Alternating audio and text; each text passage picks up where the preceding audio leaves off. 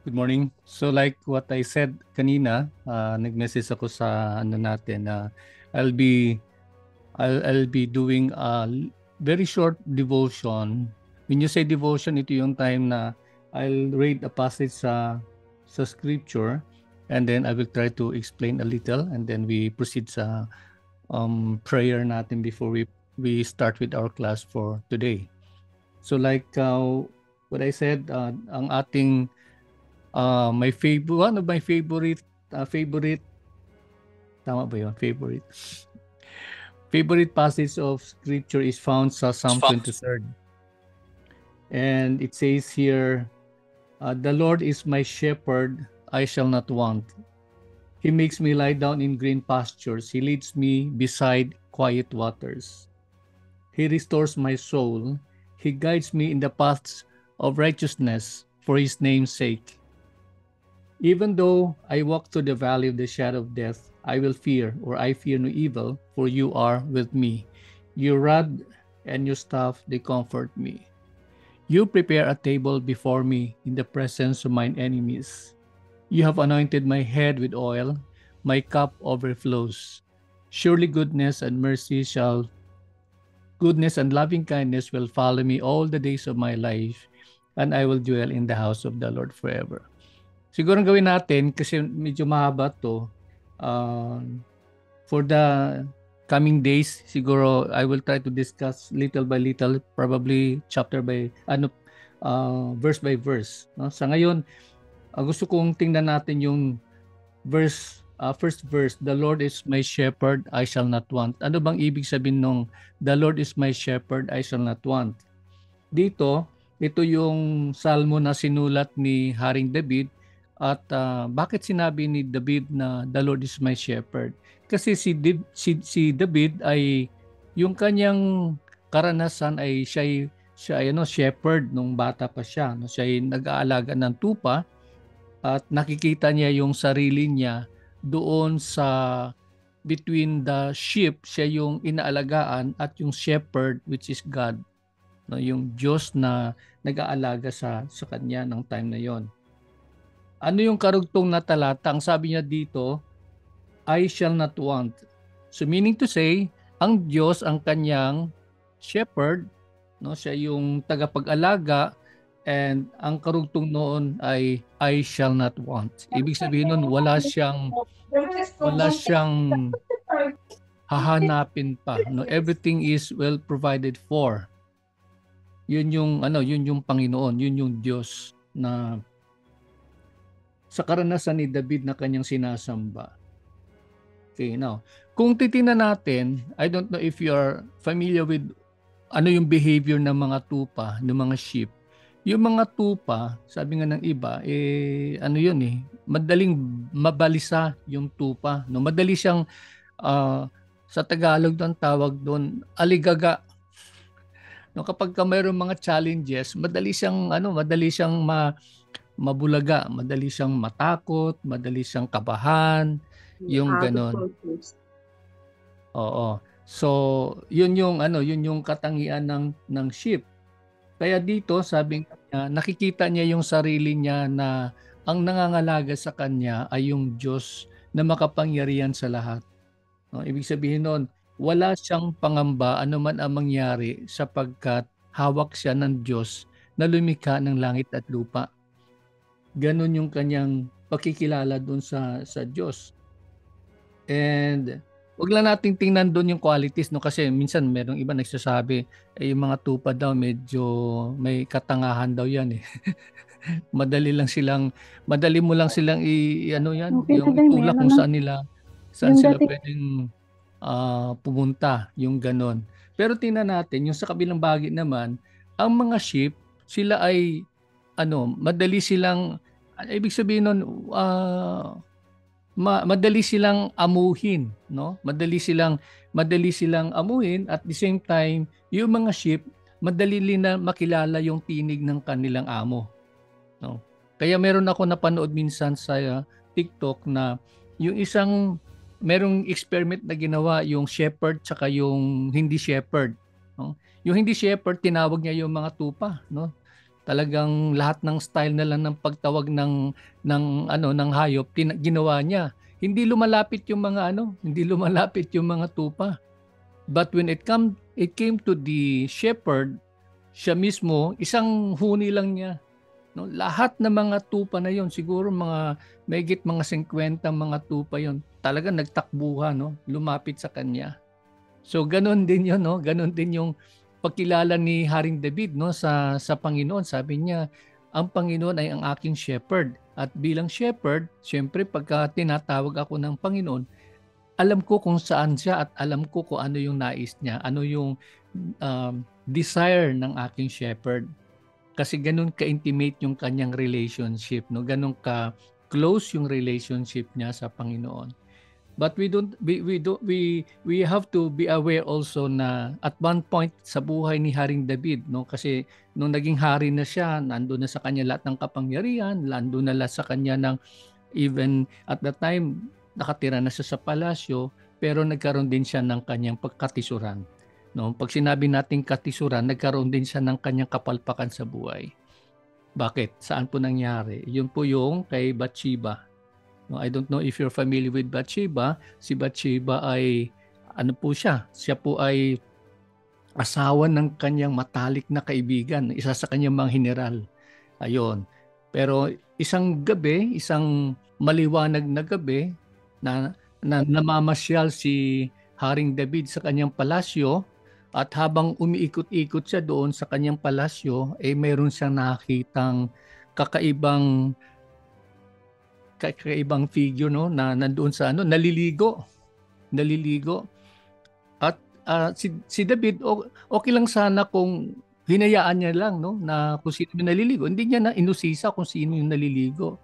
But the sad thing is, talaga naging curious siya. Sabi niya, mukhang maganda yun, ha. Mukhang okay yun, ha. Sino kaya yun? Ngayon, so talagang nag-effort siya, pinaalam niya kung sino yung naliligong yaon. At nung nakilala niya, pinapunta niya pa sa kanyang kaharian, no? So ang tindi, no? And then to make the long story short, nagkasala si Haring David. Pero even then, nung nagkasala si Haring David, nung siya ay kinonfront ni Prophet Nathan, yung propeta nung time na yun, nung kinonfront siya, inutusan si Propetang Nathan ng Panginoon na i-confront si David sa kanyang kasalanan. Nung na-realize ni Haring David yung kanyang kasalanan, agad-agad siya humingi ng kapatawaran.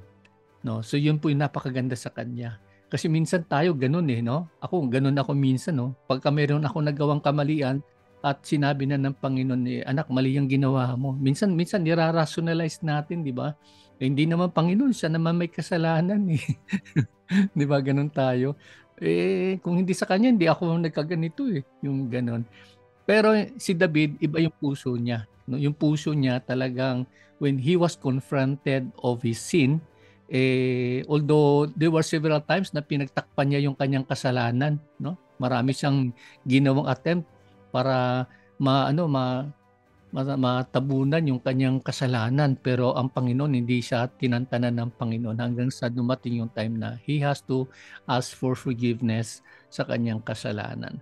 Ang kagandahan sa Panginoon kasi, kahit na anong talamak ng ating kasalanan, kahit na anong sama nung ginawa natin, ang napakaganda sa Panginoon kasi the moment we ask for forgiveness, God forgives. Ang ganda sa kanya kasi, hindi lang tayo i-forgive ng Panginoon, kung hindi i-comfort niya pa tayo, no? To a point na dumadating sa punto na mahihiya ka na lang na magkamali, mahihiya ka na lang na magkasala, eh. No?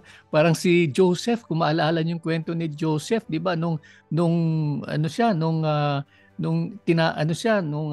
tinutokso siya ng kanyang nung asawa ng kanyang amo, si Potiphar, no? Nung tinutokso siya, ang sigaw ni Joseph, sabi, "How can I sin against God?" 'Di ba? Parang naranasan niya na yung kabaitan ng Diyos, eh. No? Kaya yun nga, sa aking lakarin bilang isang mananampalataya, yun yung isang bagay na na-realize ko, eh.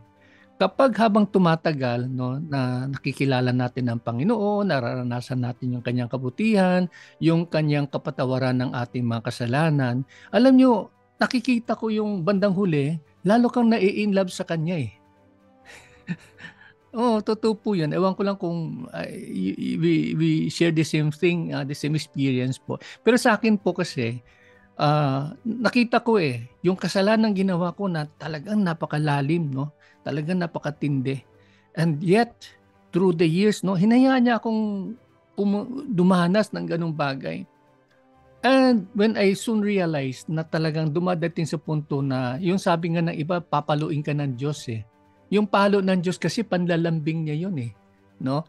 Hindi ka naman niya papaluin para sabi ng iba, para kulatahin ka ng Diyos, para lamog-lamog na yun. Ang ganda. No? So, yun po yung sinabi po nga ni David dito, the Lord is my shepherd, I shall not want.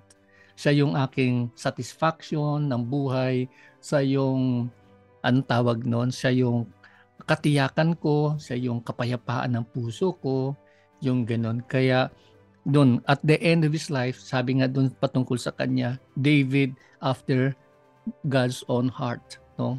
Yung puso ni David ay yung puso niya talagang grabe, talagang hinahanap-hanap niya yung Panginoon. So harinawa yun din ang ating maging desire sa puso natin, na we would encounter God in a special way, no? Tandaan lagi natin, God is just a prayer away. And God knows everything that when we pray, everything that we tell Him, everything, lahat, no? Lahat ng mga, pagka may mga frustrations tayo, may mga disappointments tayo, no? Ang Diyos handa makinig eh. Handa siya makinig. And then, in His own time, sa Kanya tayo kakaugnayin. Yun po yun. Kaya, it's a beautiful thing to have a relationship with God on a personal level. No? Mahalaga po yun eh. No? I-desire natin si Lord na, Panginoon, tulungan mo ako na I could also experience that kind of a personal relationship with you. Na kung saan ay maranasan ko yung paano ka tumugon sa aking panalangin, and then makita ko kung paano mo ako iniingatan sa mga hamon ng buhay, things like those. No? So, karinawa ito ay palaala sa atin, at yung nung sinabi nga ni David that the Lord is my shepherd, I shall not want. He is going to be our satisfaction. No matter what happens, God will be with us. Let us pray. Panginoon, salamat po sa inyo pong palaala sa amin, and we are so thankful, Father, for the life of David, na pinakita niyo, Panginoon, ang kanyang puso na kung saan ay kayo ay kanyang hinahanap-hanap, Panginoon. Salamat po. Alam namin, O Diyos, we cannot come to you through our own desires and our own means. It's only by your grace, it's only by your goodness, it's only by your loving kindness, Lord, that we can come to you. Ito po ay inyo pong initiative para sa amin. Lord, salamat po, at habang kami pang papatuloy na aming pong aralin sa araw na ito, Panginoon, we pray that you enlighten each and every one of us. Open our hearts and our minds, Lord, that we would absorb everything that we need to learn para po maging ganap na licensed massage therapist ang bawat isa. At hindi lang po yung Panginoon, maging mas mahusay po na mga player, Panginoon, sa industriya po ng pagmamasahe. Maraming salamat. Ito po ay aming panalangin sa pangalan ni Jesus. Amen. Amen. Okay, so there you are. We're about to, what time is it now? Exactly 12:01. And like what we said, ang ating pag-uusapan ngayon ay patungkol sa fundamental concepts of massage. No? So I'm going to shoot a question, and then you try to answer. I'm going to, for a while, i-ano ko sa inyo yung Mentimeter.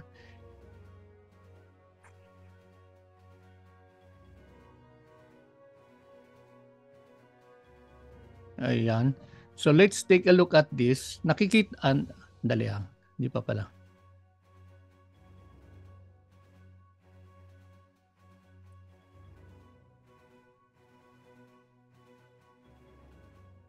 Ayan, ayan po. Nakikita nyo na po yung slide. And this is the ano natin, yung ating, yeah, this is the topic for today. But before we proceed into that, Meron lang ako itatanong and you try to take note ang ating Menti, yung code natin. I think you can see that in your cellphone din para ma-access nyo yung ating gagawing activity. You key in this number 3208 and 7087. Ulitin ko. Use this code para makapasok kayo kasi meron tayong gagawing activity. 3208 7087. Ang aking tanong ay ganito.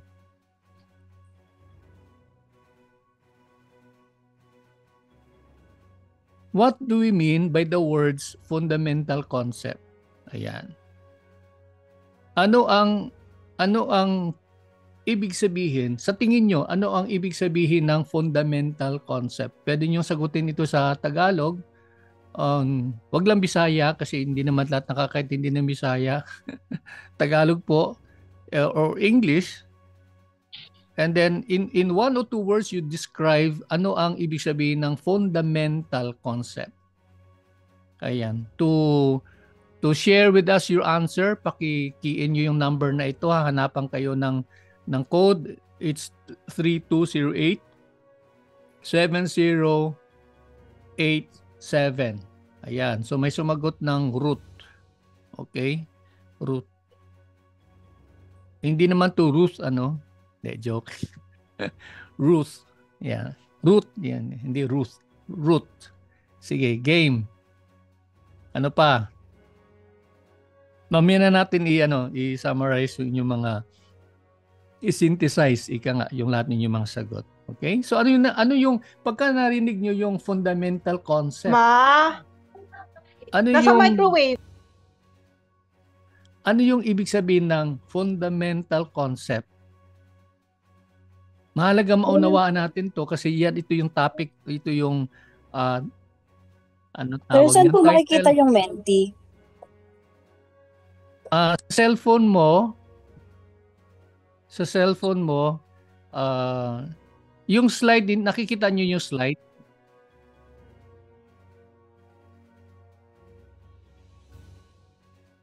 Sa cellphone nyo, nakikita nyo yung slide. Okay, so yan yung Mentimeter, menti.com or Mentimeter. Ngayon, hahanapan kayo ng code para makapasok kayo doon sa at makasagot kayo doon sa question. So, ang ikikiin nyo na code ay 32087087. Nakuha nyo ba? Sir, pag nalabas po ako ng nawawala po ako, na bumabagsak po yung signal ko. I mean, nawawala po ako sa Zoom pag lumalabas po.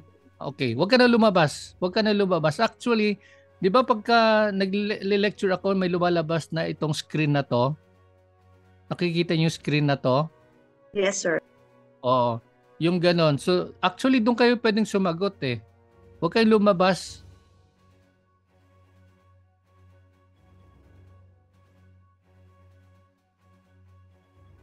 Okay. So, ang ibang sagot ay pinagmulan. Ayan. Saan hinango? Basic concept. That's correct. Basic concept.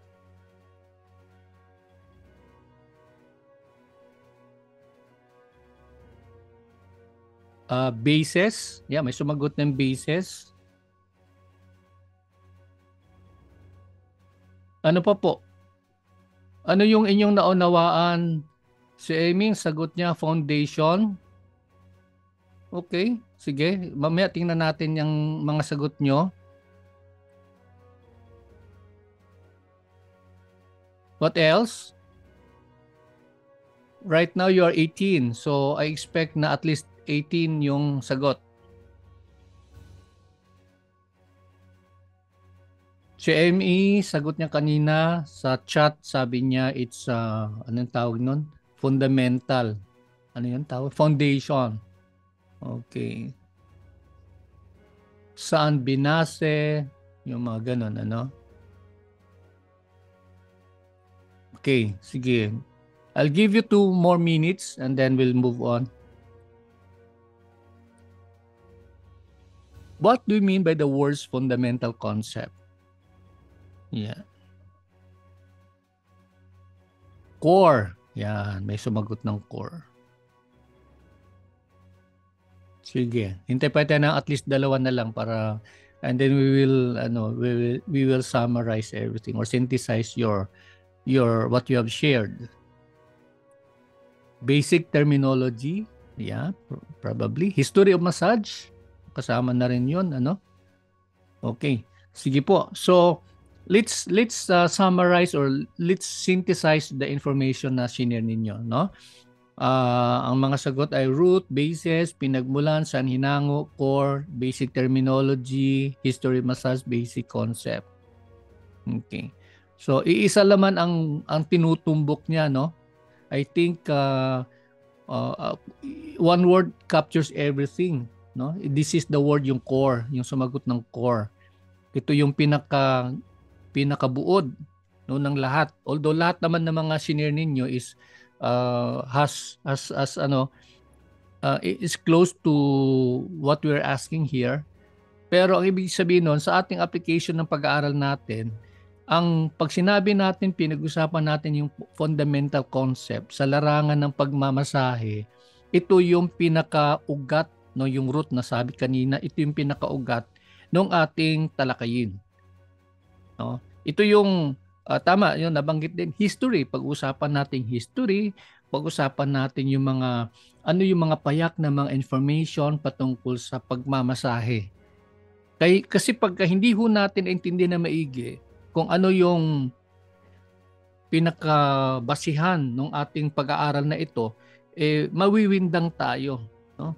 Mawiwindang tayo. This is our guide. Ito yung titimon sa atin tungo dun sa ating direksyon, tungo sa ating pag-aaral. Okay? So, thank you for your inputs. Proceed po tayo. So, like what we said, ito yung ating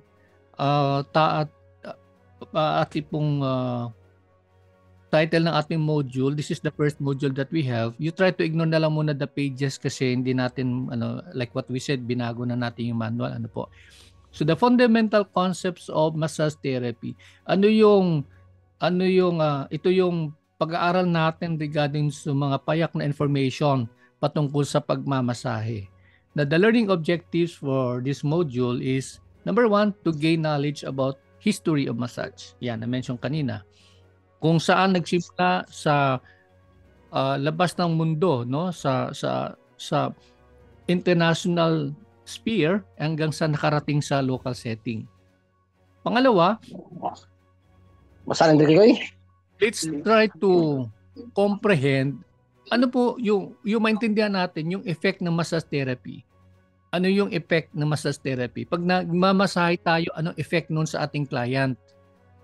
Ayan, so we are going to discuss about the indications. Pag sinabi indications, later on in the part ng ating definition of terms, pag sinabi indication, ito yung recommended, ito yung appropriate, ika nga, na pamaraan, no, ng pagtugon doon sa isang situation.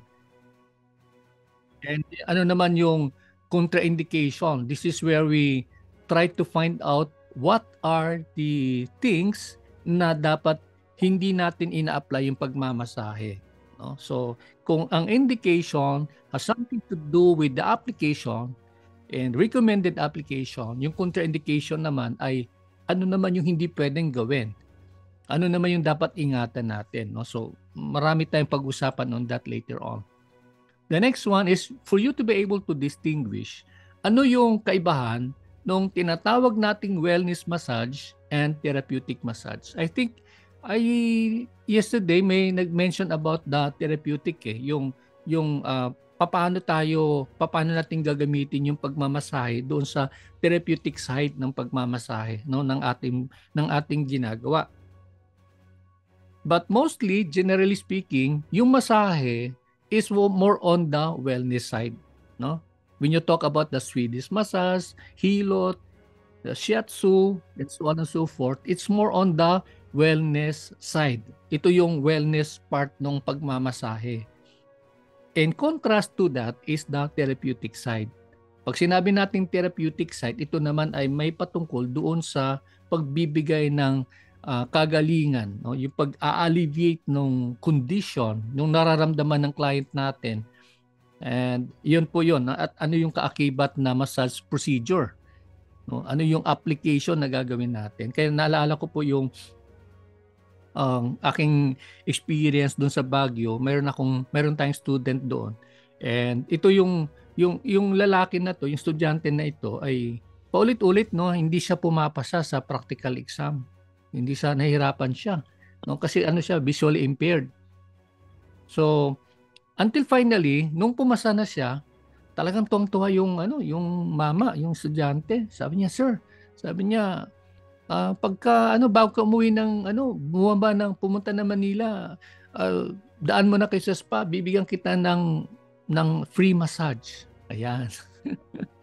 Oh, 'di ba? Tayo mga nagmamassage, yun ang gusto natin, no? Pag sinabi na, "Oh, may free massage tayo." Ayan. Oh, sige. Okay. Ayun.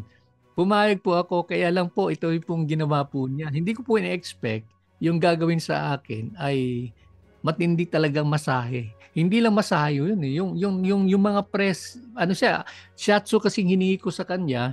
At sabi ng mga kasama niya, expert daw siya sa shiatsu. Pero grabe po yung shiatsu niya, talagang madiin na madiin na madiin. Parang to a point na gusto ko siyang ihagi sa bintana. Ganon. Ganon katindi yung kanyang alam nyo ba, di ba? Tayo naman pag nagmamasahe, pag ako nagmamasahe, mararamdaman ko kasi yung client, pagka medyo umiigtad-igtad, ibig sabihin nasasaktan na yan eh. Tama ba yon? No? Pagka nagre-react, pumipitik-pitik yung likod o yung paa niya, yung kamay niya, ibig sabihin nasasaktan na yan, gaanan mo na ng konti. Oo. Pero ito, yung estudyante na ito, wala siya eh. Parang, enjoy na enjoy lang siya. Hindi ko alam kung galit siya sa akin o hindi ko alam eh. Gumaganti ba siya sa akin? Ba't di siya? Kasi hindi ko siya pinasa agad, yung gano'n. Hindi ko sa kanya na-relax. Pero nakangiti naman siya. Okay. So that's exactly what I'm saying here. So pag-usapan natin later on ano yung pagkakaiba ng dalawa para whenever your client would ask for something, alam natin kung paano yung approach and the level of pressure in-apply natin doon sa ating client. Okay? So yan yung ating sikapin na ma-accomplish sa module na ito na ating pag-aaralan. Okay? So briefly lang pasadahan natin yung mga definition of terms. Although marami pa to pero 10 lang yung nilagay natin. Pagka na-encounter natin yung term na Ayurveda, it has something to do with, this is by the way an Indian traditional massage procedure na na pinagsama po yung term ng Ayur. No, pag sinabing Ayur, it means life.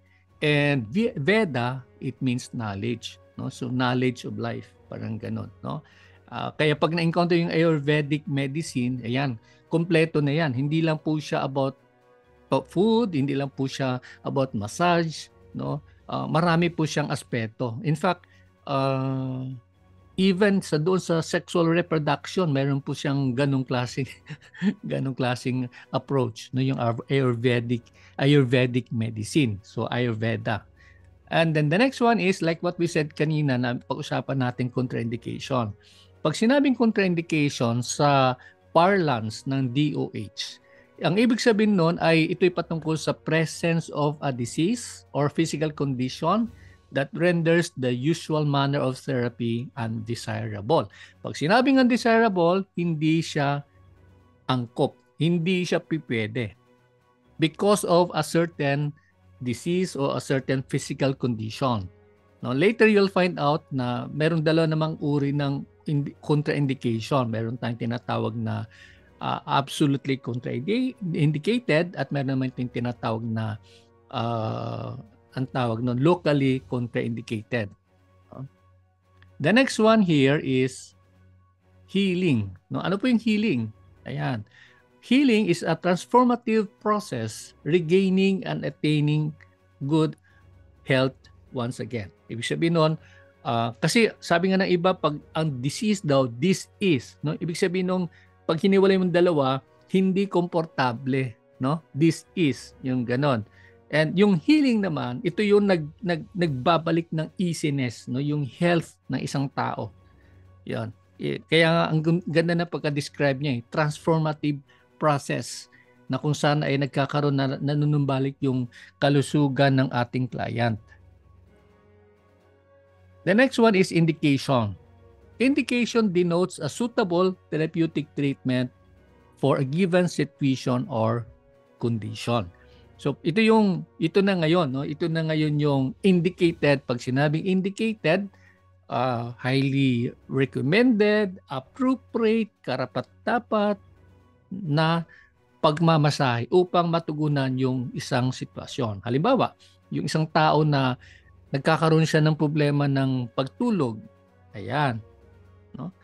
Short of saying insomniac yung tao. Pag binigyan natin ng masarap na Eflorals, tapos sinundan siya ng Petrisage, tapos meron siyang kaunting vibration, yung gano'n, no? Pag hinalo-halo mo ng yon, ang client ay nagkakaroon siya ng na-induce yung sleep. Pag sinabing na-induce yung sleep, na siya, napupunta na doon sa pagkaantok hanggang sa makatulog. Yan po, indicated po yon, no? The next one is massage. Massage is a healing method that encompasses a variety of techniques, primarily utilizing the hands, fingers, forearms, elbows, knees, and feet. I would like to emphasize that as a massage therapist, dapat natin to, kabisadong-kabisado natin. Although in the literature ng DOH, maraming like sa PD856, iba yung definition, may mga ganon, pero ang importante lang is naintindihan natin. Massage is a procedure, it is a method that uses a variety of technique. Marami siyang ginagamit na kaparaanan, no? Halimbawa, yung kamay, yung mga daliri, yung siko, yung tuhod even, at yung paa. Para magkaroon ng para ma-execute natin yung relaxation or yung treatment or yung therapeutic effect na hinahanap ng ating client. Okay, so that's all about massage. The next one is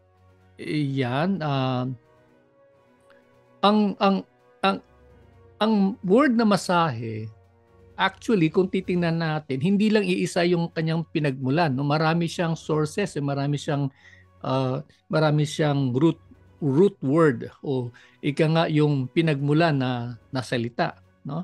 So dito sa text natin is the Arabic word massa, meaning to touch, feel, or handle. Pag titingnan mo yung iba namang lingwahe, nandun lagi yung word na mas, no? Nandun lagi yung mas na term, and which means ito yung patungkol doon sa manipulation of soft body tissues. Yun po yung masahe. Okay? Number 7, ito sa ating is ito naman yung patungkol doon sa effect, no, or benefit ng masahe, no? So ito yung isa sa mga type of benefit, which is the psychological or sometimes called as miscellaneous, is the effect that encompasses a range of massage outcomes that is psychological in nature. Ibig sabihin nun, yung nararamdaman ng client, no? Later you'll find out that yung isa namang benefit is ito, no, physiological.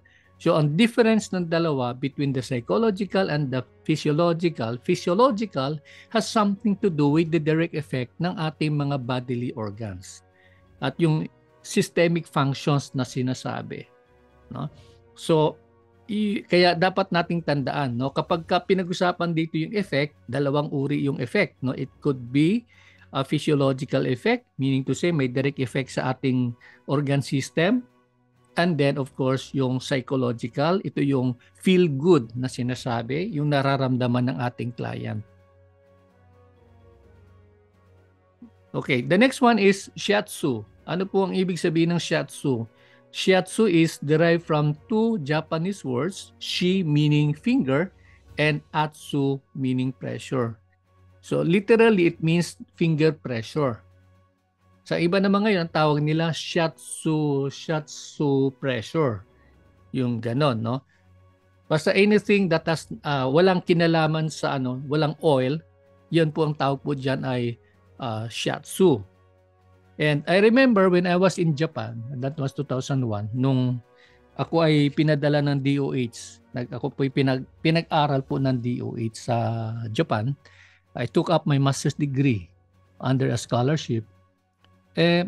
Siyempre, nung time na yun, nagkakahilig-hilig na ako ng masahe. No? Medyo aware na ako nung ano yung benefit ng massage. And then, yun po, medyo meron na ako understanding about massage. Ngayon, habang nasa Japan ako, sabi ko nga, ito yung pinagmula ng shiatsu. Di ba?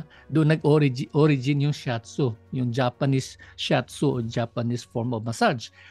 I was surprised when I was there. I was staying in the middle of Tokyo, yung aming dormitory. Nung nagpa-try ako magpa-massage, pumasok ako sa yung mga maliliit lang na spa. No? Kasi yung malalaking spa, hindi natin afford yon, sobrang mahal. No? When I tried to ask for a massage, and I specifically told the therapist na I want a Swedish massage. Alam niyo, nung narinig nung massage therapist yung sinabi ko, napatulala siya eh. Ganun siya. Sabi niya, wakarimasen. Ibig sabihin nun, hindi ko naintindihan. Wakarimasen. So, nagtaka ako kasi sabi ko, massage therapist ka, hindi mo alam yung Swedish massage? Yung ganun. Para bang gusto ko siyang pagalitan eh. Gusto ko siyang lecturean. Ayun. Ayun pala, sa Japan, dalawa lang yung kanilang distinction when it comes to massage. No? Hindi katulad sa atin, di ba? Meron tayong Swedish massage, meron tayong Hawaiian lumi-lumi massage, meron tayong Balinese massage, meron tayong hilot. Ang dami. No? Sandamakmak yung alam natin sa mga iba-ibang uri massage. Pero sa Japan, dalawa lang. One of which is, yung shiatsu, which is for them, pag sinabi nating shiatsu, therapeutic yon. No? Sa atin kasi, relaxation. Yan. And then, of course, hindi nila alam yung Swedish, hindi nila alam yung Hawaiian lumi-lumi massage, hindi nila alam yung Balinese massage, hindi nila alam yung hilot na yan. All they know is what? Oil massage. Ayan. Kaya pagka nagawi kayo dun sa Japan, no? Si Fatima, nagawi kayo dun sa Japan, o si Haret, nagawit kayo sa Japan, huwag niyong sabihin yung Swedish. Kasi talagang abutin ka 1 taon, hindi kayo magkaintindihan. Sabihin mo, oil massage. Yan. Pag sinabing oil massage, okay. So Disney. Yan. Yan. Pag sinabing su Disney, okay. Yes, pwede yan. Okay?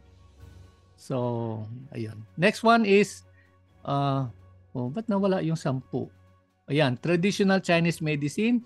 This is a traditional healing system which originated in China. Kung yung kanina, yung Ayurvedic medicine or Ayurveda ay galing sa India, ang TCM, which means traditional Chinese medicine, ito naman ay galing sa China. Ayan, no? So marami tayong kwento pa tungkol diyan, no? Later on. Okay. Tuloy tayo. Now we tackle right now about the history of massage. The massage history of massage is technically spanned for several hundreds of years, no? In fact, thousands of years. Ang tagal na po yung masahe sa mundong ibabaw. Ayan. Hindi lang po yan nangyari nung 1 linggo, kundi tagal po, no? Kaya dito po, sabi nga sa ating literature, Ayurveda or the Ayurvedic medicine has been practiced in India for over 3,000 years. So ang tagal, no? But its practice in China may not have the same historical timeline. Kasi yung 'di ba, nagkakaroon ng mga migration ng mga tao, yung mga Indian na mga practitioners, no? Normally kasi nung araw kasi, yung mga gumagawa ng ganyang healing ay yung mga kaparian, no? Yung mga monks, yung mga Buddhists, no? Kaya kung saan sila napapadpad, dala-dala po nila yung kanilang kaalaman. Hanggang sa dito nga nakarating pa po ng China, no? Pero pag dumadating sa isang bansa, nagkakaroon naman siya ng mga changes. For example, yung Thailand, 'di ba? Yung Thailand, kung titingnan natin, kung susuriin natin, ang Thailand is 'di ba Buddhist country ang Thailand. Okay. So yung kaalaman ng mga Indian, ng mga practitioners, ng mga monks, yung mga ganun, Buddhist monks, dinala nila yon sa Thailand. And then, dinevelop ng Thailand into something that is popularly known as Thai massage. Ganun po yun. So, may migration po, no? May migration po ng masahe. Ang pangalawa, yun, nabanggit natin kanina is the TCM, the Traditional Chinese Medicine. Ito naman ay, yun, in between the 3,000 before Christ or BC and 1st century after death. No? So, yun po yung span nun. Ibig sabihin po nun, lumabas po doon, medyo nagkaroon po siya ng kasikatan nung time na yon. Yung TCM na yon. Ito na yung pag-develop nila ng, yung nagkaroon na sila ng Chinese medicine, di ba? Nakakita tayo minsan ng Chinese na pharmacy, yung ganun puro mga ano yung Chinese medicine, ng mga herbs, mga lahat yon, lahat ng uri ng mga gamot. And also, yung sinasabi nga dito na kaakibat na rin yon yung kanyang tuina, hindi tuina. Yung tuina, ito yung tinatawag na pinakamatanda, pinakaluma, pinaka-original na system ng bodywork. So ito yung sistema ng pagmamasahe. Technically, kung i-compare natin sa Japan, ito yung shiatsu. No? Kaya lang po yung tuina na yan, ay meron din po siyang branches. No? Hanggang sa when I was in Japan, ang tawag na nila po doon is Anma, no? Anma. Pag sinabing Anma massage, ito yung dry massage, ito yung shiatsu ng nasa Japan na galing po ng China, and normally ang gumagawa po niyan ay mga bulag, no, mga visually impaired. No, kaya wag niyo hamakin yung mga visually impaired. Talagang yung pinagmulan ng kanilang profession. Thousands of years po 'yan. Next. So, ang sumunod naman ay pagtapos po noon ay thereabouts around 1000 BC, yan. Dito naman po, no? Yung nga sabi natin, yung mga Japanese monks na nag-aral ng Buddhism sa China, dinala nila yung sabi ko nga pala kanina, dinala nila sa Japan, at yung TCM naging Anma, no? Naging Anma massage. And then yung Anma massage na yan, yun yung naging kilala ngayon bilang shiatsu. Now, let me just share a little story about this thing, no? Kasi nung nasa Japan kasi ako, meron akong nakilala na isang, actually mentor ko sa Japan Shiatsu College. We did a little nagkaroon po kami ng session sa aming international dormitory na yon, na pawang mga foreign students na nandoon. At habang nagkakaroon kami ng session, may dumaan na Chinese guy, no? Chinese student. At ang dami niyang sinabi. Ang galit na galit siya. Sabi namin, ano ba nangyayari sa mama ito? When I ask around, ang sabi nung nakaintindi nung sinasabi nung Chinese guy na yon, para bang parang galit na galit siya kasi bakit daw, hindi ko maintindihan basta galit siya kasi bakit namin tinatawag na shiatsu when in fact tawag daw dyan ay dapat Anma massage. Yung ganun ba? Ewan ko kung anong nangyari sa mamang yun. No? Ganun siya ka-passionate, no, when it comes to the Anma massage. Suffice to say, yung Anma massage, ang root na yan ay galing sa China. Okay? So yun po yun. Sabi ko nga sa inyo, ang dami ko ikikwento sa inyo, kaya lang wala tayong time eh. The next one here is the various healing techniques emerged doon naman sa Greece, no? Ito naman po yung 400 BC, medyo bata-bata pa to, no? Pero 400 BC before Christ. So that's around 2,000 years and 2,400 years. Okay. Sino nag-popularize ng masahe? Ito ay si Dr. Hippocrates. Yan. Si Hippocrates ay isa sa mga dalubhasang doktor nung panahon sa Greece, no? At sinabi po niya, siya yung po nagsabi na yung when it comes to healing, dapat may kaakibat yung masahe. Ganon. Yun po yung ini-emphasize po niya, no? mayroon po kakakibat na masahe yan. Aside from yung pag-iinom ng wine, may mga ganun silang mga procedure. Okay? So put in mind na pagdating po sa Greece, ang kilalang kilala na nagpalaganap ng masahe as part of the healing process is a doctor whose name is Hippocrates. Okay? I don't know if you've heard na sa mga doktor, no, bago daw yata sila ordinahan, parang pari, bago sila maging full-fledged na doctor, ay kailangang mag-oath daw sila, yung tinatawag nilang Hippocratic Oath. Yan, yung panunumpa ng panggagamot. Okay. Moving forward. Okay. So, ngayon parating na tayo sa modern era. Yan. Okay? So, ito medyo magkaroon na ng konting liwanag sa ating mundo. Okay. Modern era. Now, sometime, when was this? Modern era. Andi lang for a while. May interruption pa ng konti. Sana yung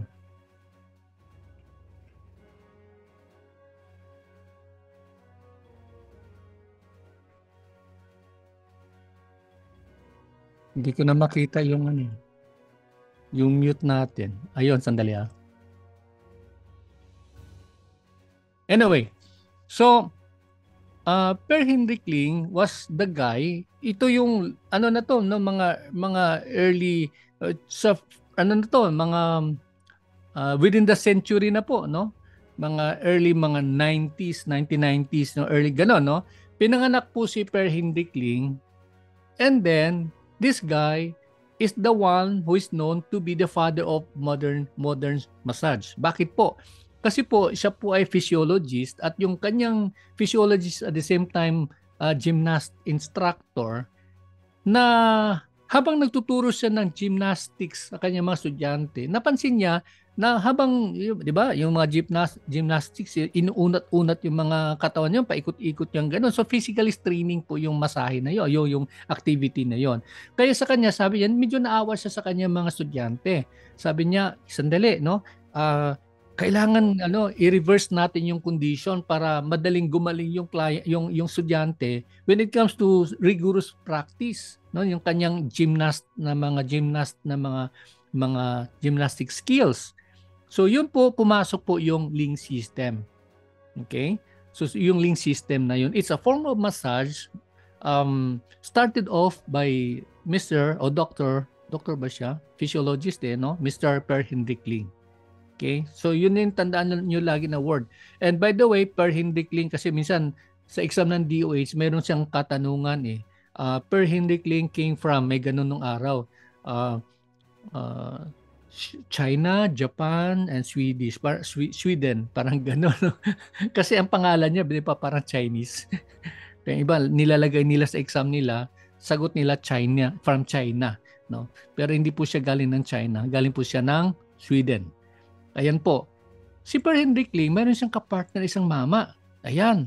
Ito ngayon, kung si Per Hindrickling ay nag-design ng procedure para maibsan yung nararamdamang pagod at sakit sa katawan ng kanyang estudyante, may isang doktor na, ito naman ay doktor na galing sa Dutch physician, no? Saan ba galing yung mga Dutch?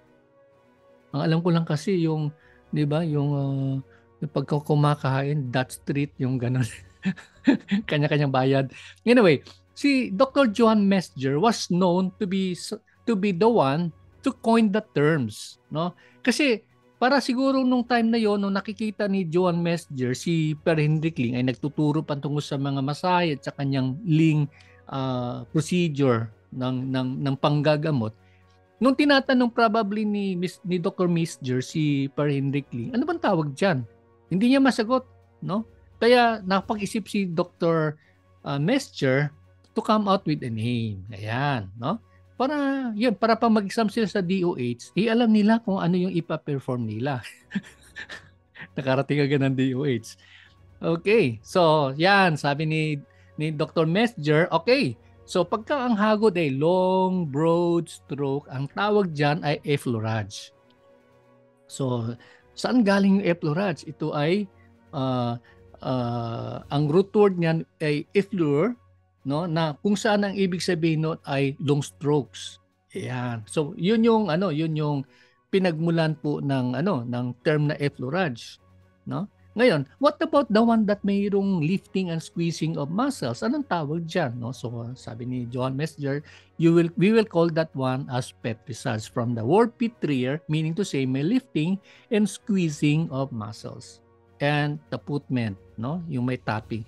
So what we're saying here is, kung si Per Hendrik Ling ang nagpopularize ng kanyang Ling system, na kung saan ay meron siyang procedure ng masahe, si Dr. John Messenger naman ang siyang nag-coin ng term, no? Siya yung naglagay ng pangalan, siya yung nagbigay ng kanyang identity. Kaya ngayon sa DOH meron na tayong tinatawag na 5 basic strokes. Ano yung mga 5 basic strokes? Do you remember? Number 1 is effleurage, number 2 is petrissage, number 3 is friction, taputment, and vibration. Tama? Do you agree with me? Meron tayong 5. Ngayon, ang tanong ko, sa tingin nyo tama ba yung pagka-order niya, yung kanyang sequence? Kasi ito, effleurage, petrissage, friction, taputment, vibration. Sa tingin nyo, logical ba yon? Anyone? Anong tingin nyo? Logical ba yon? Tama ba yung pagka-organize niya? Ha? Opo, sir. Barbie, tama siya? Opo, Sino sir. nagsasabing hindi tama?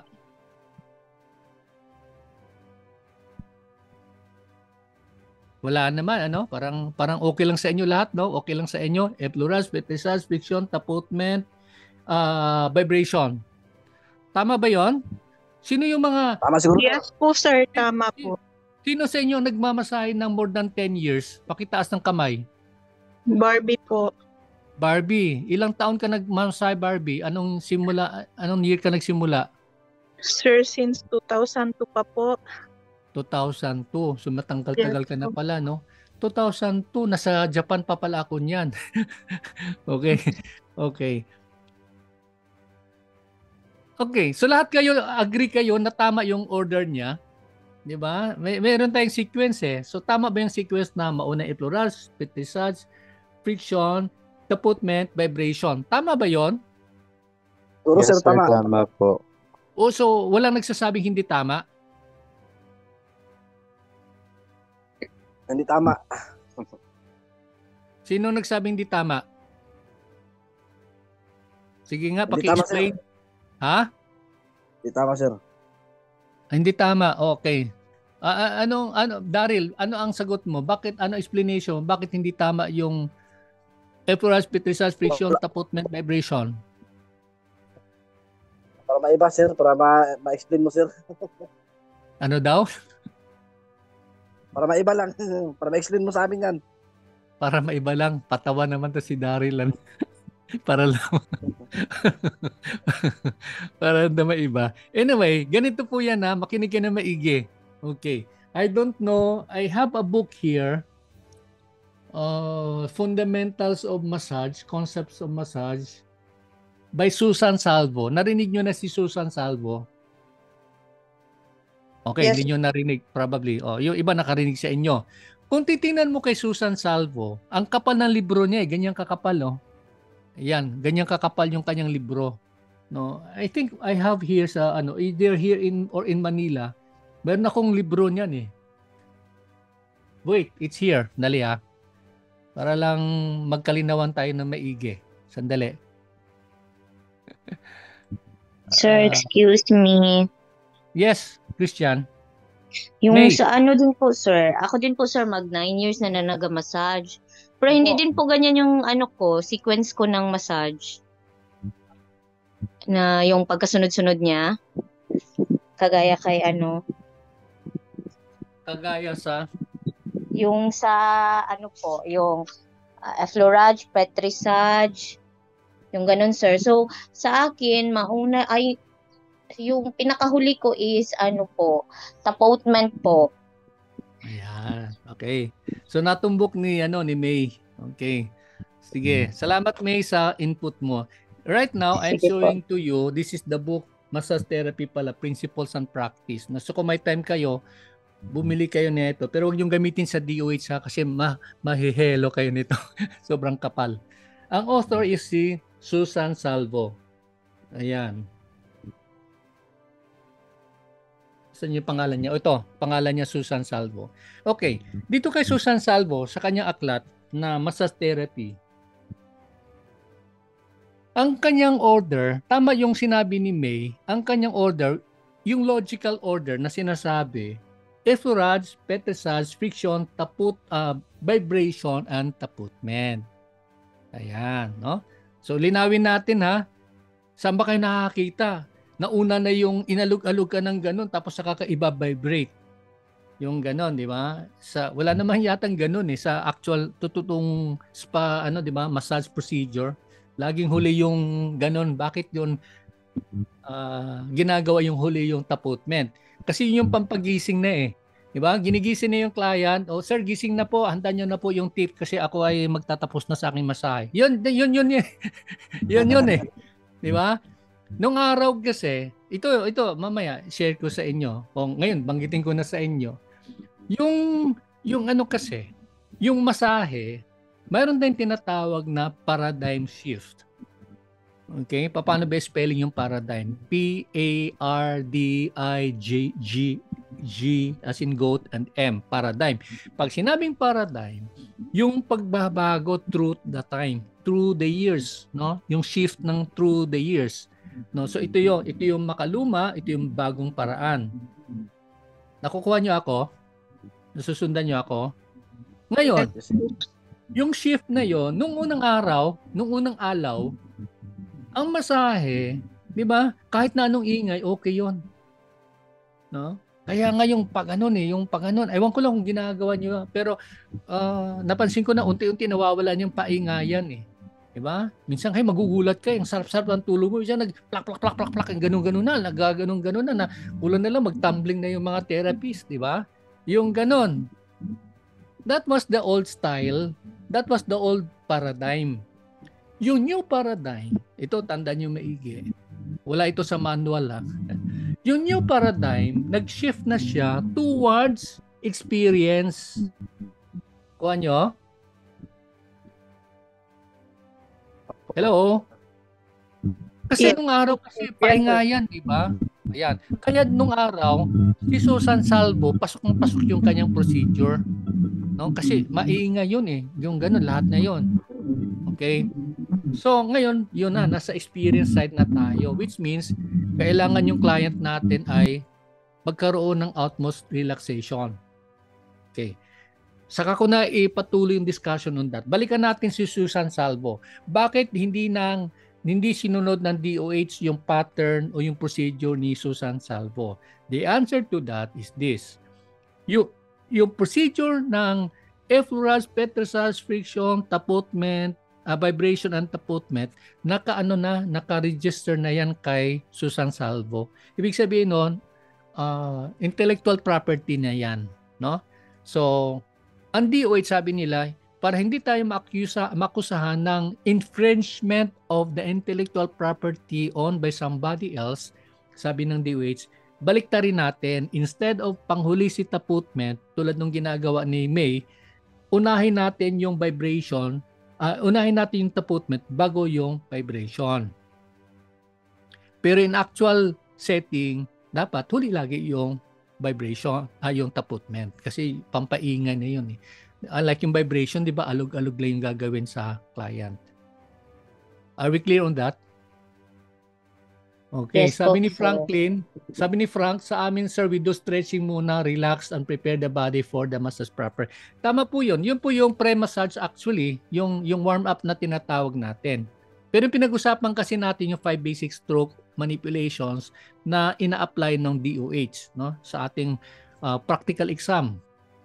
Okay, petrissage is usually part ng paa at yung back part ng tapping sa back and some parts of the body. Ayan. So merong si Frank meron siyang explanation patungkol doon sa Petrissas, no. Pero yun, yung what we're talking about dito a while ago is about the sequence that we are adopting under DOH.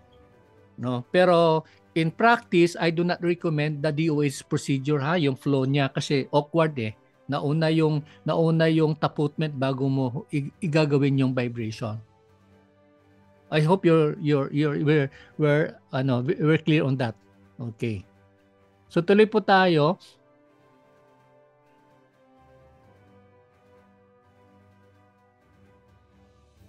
The next one here in our slide is DOH. Ito na yung Philippine experience. Okay?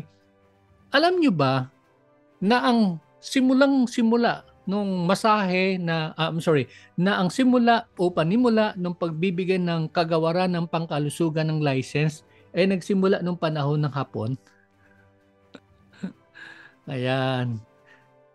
Oh, maniwala na lang kayo. Okay. Kasi po may nakita po kami sa DOH, meron silang parang logbook, no, makapal na 'yon, no, na logbook. Nakalagay doon ang mga pangalan ng mga LMT. Kaya pag kayo LMT, asahan nyo yung pangalan ay mailalagay doon sa aklat ng buhay. No. Hindi yan aklat ng buhay. Sa DOH roster of LMT, no, roster of registered masseurs. Masseurs ang tawag nila nung araw, no. Ang unang pangalan na lumabas doon ay panahon ng Hapon. That's year 1945. I'm sure no, dedo na yung mamang yon, no, kasi ang tagal na noon eh, no. So meron po silang ganung manual. Ngayon, in 1975, dating Pangulong Ferdinand Marcos Sr. ay naglabas ng tinatawag na Code of Sanitation. Ito yung nung araw kasi ang tawag diyan, 'di ba, presidential decree, no? So nilagdaan niya ni Pangulong Marcos at yun nga ginawa ang niya is because of that ay na-approve po yung Code of Sanitation at incidentally nandoon sa section 13 ng decree na yon patungkol sa pagmamasahe. Okay. Now, what time is it now? Overtime na tayo. Okay, may time pa ng konti. I-share ko sa inyo yung kwento. Kung mapansin nyo, kung suriin nyo na maigi, kung basahin nyo po yung Section 13 of the PD 856, also known as the Code of Sanitation, mapapansin ninyo yung mga katawagan niya, di ba? SONA, yung mga ganon, no? Masur, mga masus, yung mga ganon. Tama ba? Okay. So, ganon po yung kanyang katawagan. And if you notice, kung titingnan mo na nung inaral ko po yung kanyang yung sino po yung nag-craft nung section 13 na yan ang pamagat niya is massage and sauna bath establishment. Karamihan po sa kanila ay operator po, may-ari po ng mga sauna bath nung araw. Ayan, no? So yun po yung history, no, para makita po natin. Datapwat, subalit, ngunit ang sauna bath nung araw, ewan ko lang kung kasi ngayon wala na masyado niyan eh, no? Sa Manila, I think natitira na nakita ko, meron konti doon sa may Quezon Ave, and then meron din sa bandang Ruas Boulevard, no? So ilan-ilan na lang po, Ruas Boulevard, yes. No, may ilan-ilan lang po may mga sauna bath. Pero po, kung tingnan niyo po, ako nakapasok po ako doon sa isang area doon na na mayroon po tayong estudyante. Ang mga attendant po nila, tama po yun, ang mga sauna may attendant. Yung attendant na yon, I don't know to some of you, alam nyo po, ang attendant na yon, ang trabaho po ng sauna bath attendant ay magpaligo ng client. Okay? Siya po yung naghihilod-hilod noon, di ba? Ano ba yung nakadapa na natin?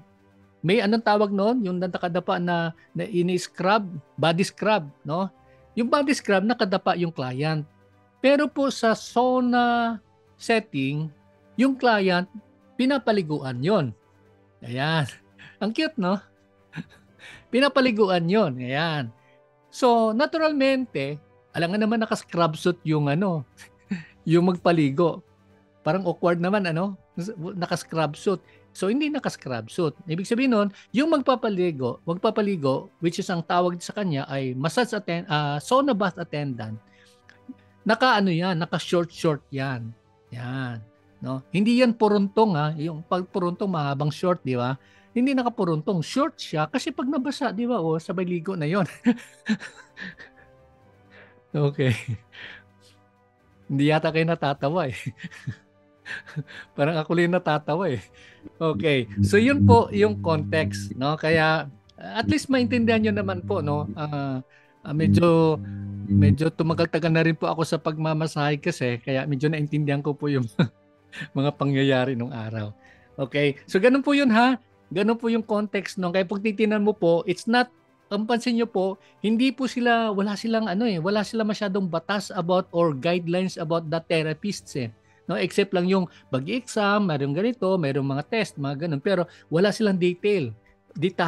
Unlike yung sa AO 2010-0034 na ginawa ng DOH noong 2010, malinaw na yon, no? Mayroong mga do's and don'ts, may mga, di ba? Ang linaw na yung kung ano yung mga bawal when it comes to the massage therapist, the practice, things like those. Pero doon sa PDET 56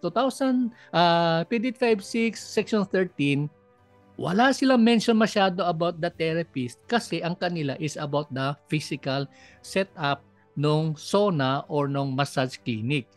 Wala pang spa nung araw, di ba? Clinic ang tawag. Ganon yung setup. Okay? Kaya ako kasi sa Jensen ngayon, mayroon silang ginagawang personal care na batas o na ordinansya na doon sinama nila kung ano yung mga do's and don'ts sa mga masahe, things like those. Pero nakafocus sila sa PDET 56 which is an obsolete law by itself. Kasi ang tagal na nun. 1970s pa, no? Tagal na nun. No? So, yun lang po yung aking take on that. Pag-usapan natin yung mga detalye later. Next. Yan.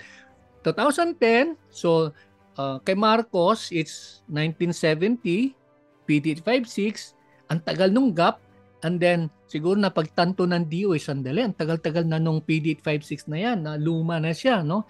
And then, yun, naisip ng DOH, hindi naman pinag-usapan yung Code of Ethics, hindi naman pinag-usapan yung mga practice ng massage, ano yung hindi pwede, ano yung pwede, mga ganon.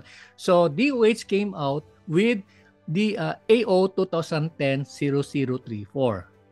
Okay, tandaan nyo itong term na to, ha. Paulit-ulit yung lalabas sa exam, no? Pag sinabi dito, when it comes to the amendment of PDET 56, ang nilabas ng DOH is Administrative Order 2010-0034.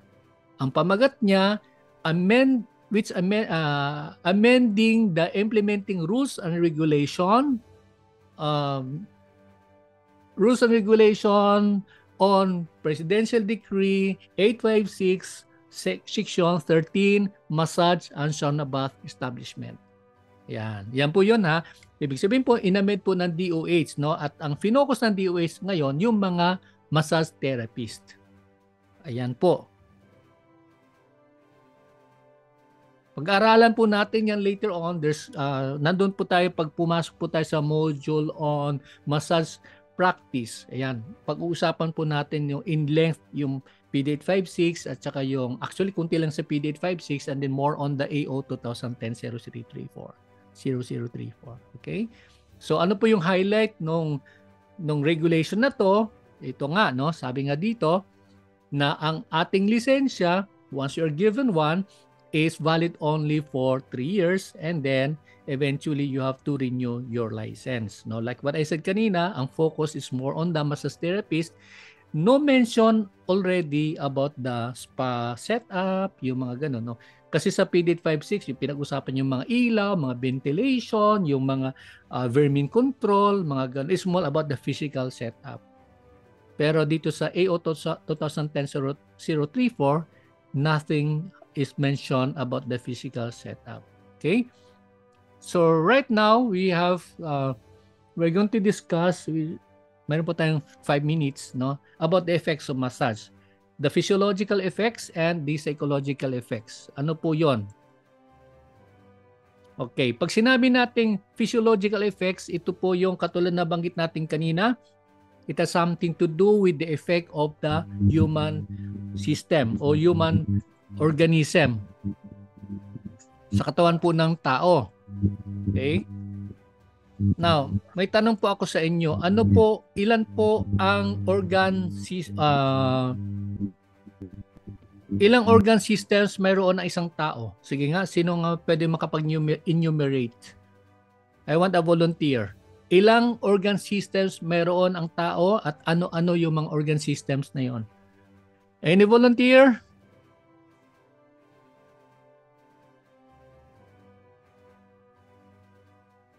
Hello? Are you there? Sir. Sige, Franklin, go ahead. Akala ko si Franklin sasagot. Yes, sir. Circulatory. Ano po yung organ systems? Number 1. Ano? So we have the circulatory system, Circulatory, respiratory, nervous system, nervous, cardiovascular system, cardio, gastrointestinal system. Gastrointestinal. Yes. Ano pa ba? The kidneys. O baka gusto mo sabihin digestive system. Digestive, yes sir. Digestive system. Digestive system. Ano pa? Yung part ng kidneys. Digestive system, part ng kidneys. Mga nephro or urology. Baka ang ibig mong sabihin is yung lymphatic system. Kasi yung kidney, part yun ng digestive system. Okay. No. Part siya ng circulatory system. Okay. Actually, intertwined na yan ha. Intertwined na yan siya. Intertwined. So, bumabalik ako sa college days, sir. Oo. Ano pa? Sige lang. Try lang. Ano pa? Yan lang maalala ko, sir. Meron tayo. Social security system. Ano po? Sir, skeletal system, sir, muscular system Skeletal, po. muscular, integumentary system, integumentary. lymphatic, Yeah, mention na natin lymphatic. nervous system, Na-mention na kanina, nervous system. Nasabi na Endocrine system, respiratory, sir. urinary po. Digestive Urinary system. And Immune system po. reproductive? Reproductive system? Pinag-usapan natin DOH ha. Sige, sorry po. Yun lang po, sir. Saka yung Kompleto na. endocrine, Digestive no? system, May sir. nagsabi, Endocrine. endocrine. Apo. Okay. I have a question. Sa tingin nyo, kasama ang reproductive sa DOH exam? Hindi po, sir. Huwag ka nang sumagot, May. Alam mo. Sorry. Exempted ka na, May. Yung iba. Ano tingin nyo? Kasama ba sa DOH exam yung reproductive system? Parang, sir, parang. Sir, kasi hindi na po Parang, Kelly? Kelly, kasama ba sa DOH exam yung reproductive system kung paano gumawa ng bata? Hindi. Cancel. Cancel. Hindi po. Hindi kasama, tandaan nyo po. Hindi po kasama reproduct. Alam naman turuan ka pa tayo ng DOH kung paano gumawa ng bata, di ba? O dito papasok ito, dito. Ganun. So, hindi po kasama po, no? So, baka mamaya seryosohin yung pag-aaral ng reproductive system, ano yung itsura ng penis, ano yung vagina, and then yung ang tawag yung fertilization. Wag na, sayang lang yung oras nyo. Hindi yan pag-uusapan sa exam ng DOH, no? In fact, yun lang po 11 po, dapat 12 yun, iba 11 lang yung na organ system under DOH. Okay. Ano po yun, sir? Recall. Recall natin, ulitin natin. Sige. Kabisado na to ni May eh. Sige May, ano yung ulitin na? Number 1. May. Ay, sir. Wag ka nagtatago si May. Sige May. Hindi po nakamute kasi, sir. Skeletal Go. system, Skeletal, muscular system, muscular, Integumentary system, Integumentary, lymphatic system, lymphatic, nervous system, nervous, respiratory system, respiratory, digestive system, digestive, urinary, urinary. and yun lang po. Meron pa. Social Kulang. security system. Endocrine system. Endocrine. system po. And then ano pa isa? Huli. Circulatory. Circulatory. Yes. Okay. Circulatory, opo. Kompleto na ba tayo? So, yun po yung mga system na pag-aralan po natin. Ngayon po, ganito. Since it's almost 1 o'clock, I am going to give you an assignment, no? And gusto kong aralin ninyo ano yung physiological effect of massage, no? So, here in this slide, we have the physiological and so on and so forth, no? So, I'd like you to take a look at the manual. Nasa website ito. Nasa website ito ng ano natin ng AUSA. Andun yung manual. I would like you to take a study on the physiological effect. Ano yung physiological effect under the different organ systems at ano naman yung psychological effect. Okay? So, why is that? Why am I giving that? Para ma-check nyo din by yourself. And then that means I'll give you the whole day tomorrow, or the whole time tomorrow, para pag meet up natin sa Thursday, I will subdivide the group, magkaroon tayo ng subgrouping, and then I will ask each and every one of you within a small group to discuss what you have learned, and then select your leader that will present sa whole group, sa whole class. Is that clear? Yes, So, sir. magkaroon tayo ng magkaroon tayo ng subgrouping by Thursday, and the Thursday I will subdivide the group, and then I will ask the group, each group kayo, pwede kayong mahati. I think ilan ba? Depende sa dami nung papasok sa Thursday, and then probably mga 5 groups kayo, and then each group will discuss what you have learned. You select your leader, and then the leader will be the one to present sa whole class. Okay? So, remember, part ito ng inyong I will be evaluating you on this area, in this regard, na inyong class performance, class participation, I should say. Okay. So, which means ganito po. Yes, Frank. Frank, go ahead. Ano nga po yung ulit yung report? Dalawa Sir po. Benz, I'd like you to Ano po yung study. i-report? Yeah. Aralin ninyo yung physiological effect of massage and then the psychological effect of massage. Okay, I'll post sa group chat yung assignment na yan, and then from among your group, yun nga, magkaroon kayo ng discussion, but you have to select your own group leader or reporter, and that reporter will be the one to present sa group. Klaro yun, ha? Yes, Okay. sir. Opo, that will be an Okay, exercise because I want this class to be participative, ha. Gusto ko yung kasi ang ayaw ko kasi yung ako lang lahat na nagsasalita, no? Kailangan may participation yung klase because I want you to be involved in this learning process, no? Para mas ang sabi nga nila pagka ganun daw po, ang retention mas matindi, no? Kasi you are forced to think and you are forced to apply whatever things you have learned. And by the way, DOH, sa exam ng DOH po ngayon, like what I've been telling the others lately, sabi ko, ang DOH exam ngayon is more on the application. Tandaan nyo po yan. Yung written exam is more on the application. Almost 80% na exam nung last December, according to my younger sister na nag-exam, sabi niya, Kuya, more on application. So ano yung effect ng masahe? Kaya mahalaga na maintindihan natin yung effect ng massage because this is part ng application. Yes, Ma'am Tin, are you raising your hand?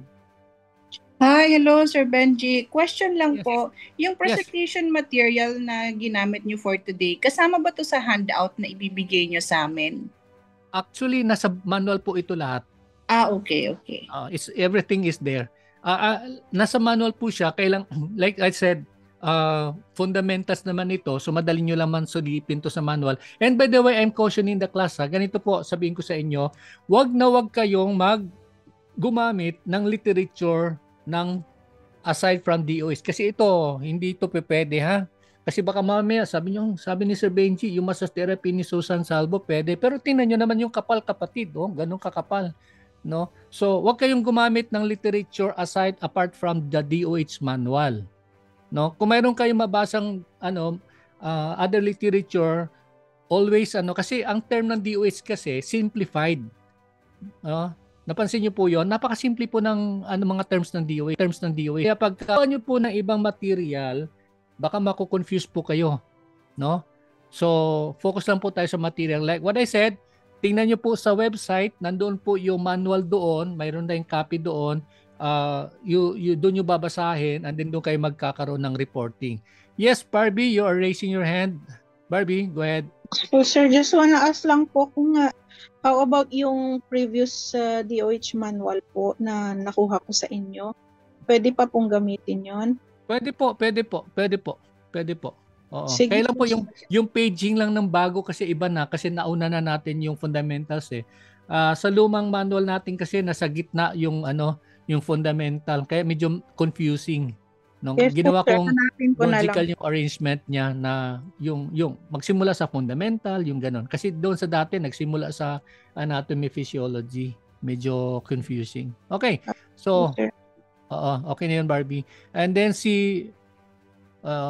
wala na. Okay na po tayo. Are we good?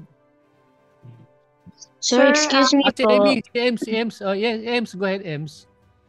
Sir, good afternoon po. Sir, Yes. tama naman po kayo doon sa kailangan mag-participate din kami. Kailangan magsalita din kami. Kasi para mas ma-retain sa utak namin kung ano yung mga pinag-aaralan namin. Okay. Opo. May certain of time po ba na para at least alam namin kung kailan namin marireceive yung manual? The manual, kasi like I said, totally revised po yung manual natin. And then, I still have to see the copy nung bagong print coming from UP. Titingnan ko pa. Kasi when I went to Manila, nasubmit ko lang doon pero hindi ko naabutan na hintayin yung copy ng manual. No, kaya yun, nagni-negotiate ako sa Manila ngayon na ipadala sa akin sa dito, then pamakita ko, then I will mass produce. No, i-mass produce ko na yung manual. Kaya lang ayun, tulad sinabi ko, baka may mga error kasi nakakatakot na mag-mass produce. Tapos may mga error. No, kasi hindi ko alam kung anong itsura noon pagdating sa printing mismo. Kaya when it comes to the timeline, siguro matagal na po yung mga 2 to 3 weeks, no? Hopefully within 1 or 2 weeks ano na yon, lalabas na yung manual. Okay? Pero wag kayong mag-alala kasi yung mga discussion pa naman natin ngayon are basics, as in basic pa naman. So pwede nyo naman masilip yan sa screenshot nyo lang tapos kunin nyo ng picture, masilip nyo doon sa website. Nandun po yung manual niyan. Pero pag may na-notice naman po kayo mga error, you let me know na rin. Sir, napansin ko medyo may problema po tong page na to, yung content na to, para maagapan na natin agad sa UP. No? Kasi sa UP ako nagpapagawa ng manual. No? So tulungan nyo rin po ako mag-edit na lang po. Mag-edit na lang po kayo. Basa-basahan nyo rin po. Nandun naman po yun eh. Wag nyo i-print kasi madami po yun. Baka duguin po yung inyong printer, no? Madami-dami yon. Yung lang yung mga discussion lang natin, silipin nyo lang. Kung may mga error siya doon, sabihin nyo sa akin, I will appreciate that very much. Okay ba yun, Ma'am Ems? Sir, you can send it to my email. Then, i-edit ko po kung anything na kailangan i-edit. Then, pwede naman po ako magpa-book file. Hindi po kayo authorized mag-print, ma'am. Okay. Isa lang po yung ating printing press on that, no? So, pero pwede nyo pong i-download at for your copy lang, no? Pero wag kayong mag-bound muna kasi baka makarating po yan sa Lazada. Mamaya nagbebenta na sa Lazada, hindi ko alam. Noted on that, sir. Okay, ma'am. Ma'am, Miss Ems, I would appreciate that you go through it. Silipin mo lang. Tingnan mo lang. Baka mayroon kang gustong i-suggest kung baka pwede pa nating habulin. Pero pagka major changes po. 4 years po akong teacher sa isang private school. ako rin po, meron din po ako sir na isang module from Cairo naman po yun. Ah, Kaya, nakapagsulat ka natin. po? Yes po. Okay. Okay. Yeah, that's good, no? May kasama pala tayong writer po sa grupo. Sige ma'am, paki-check niyo lang po, tingnan niyo po kung ano po yung pwede pa natin. Kaya nga pasensya na po sa iba, sabi ko nga i-delay lang natin ng konti kasi I would like to make sure that okay na yung result ng kasi mamaya pulaan tayo ng iba, ano ba namang manual yan, ang daming error, no? So maganda yung habang maaga ma-check na natin, and then don't worry, the books will come, no? The books will come. Kaya it's a matter of time. Okay? So with this, thank you so much, and then I will give that time tomorrow for you to do your study. Kung pwede naman mag-usap kayo sa kung sino pwede niyo maka-network sa group chat, you do your online group study, which means wala tayong class tomorrow, no? We will skip the class tomorrow. I will give that time for you to do your own research based doon sa ating website. Nandun po yung manual. You try to read on that, on those materials, and then prepare to make a report on Thursday, no? Discussing about the physical and the physiological and the psychological benefit or effect of massage. Okay po? So, yeah, overtime na po tayo. Maraming salamat sa inyo pong participation. I'm so thankful that you are very active sa class. I like that. No? Gusto ko kasi interactive tayo. And tulad sinabi ni Miss Ems kanina, maganda po yung ganong klase kasi yung retention is very high. No? Especially when you teach your classmates, yung mga ganito ganyan, yung retention ninyo is going very high. No? Kaya maganda yung may participation rather than you're just merely listeners and then minsan marami na kayo ibang ginagawa. So divided na yung attention. Okay, so maraming salamat. See you on Thursday for your report, and God bless. Arigatou gozaimasu. God bless, sir. Bye, sir. Yes. Okay, bye-bye. God bless. Thank you po.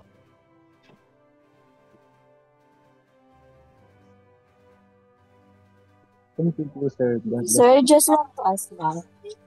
Yes, ma'am. Go ahead. Ito po bang psychological tsaka physiological, gagamitin po yung sa mga kanina, yung sa mga nervous system, ganon? I-apply doon? Medyo na, ano po yung tanong mo? Yung assignment po na effect of massage, paano po yun? Pag-aaralan lang talaga yung dalawa, sir?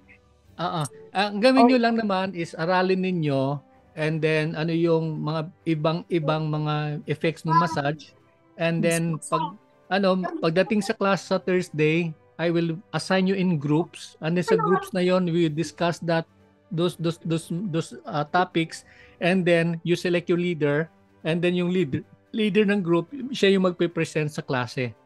No, so babanggitin niya kung ano yung discussion ng grupo. Okay? For your understanding. Kaya yun yung basahin nyo muna, and then pagdating ng Thursday, mag-select kayo ng leader, you discuss in the group, and then the leader will be the one to present din sa group natin, sa buong klase. Okay po, sige po, sir. Salamat po. Okay, salamat Harriet. Okay, God bless. Arigato. God bless Bye-bye. po. Thank you, sir. Salamat. Okay, study well.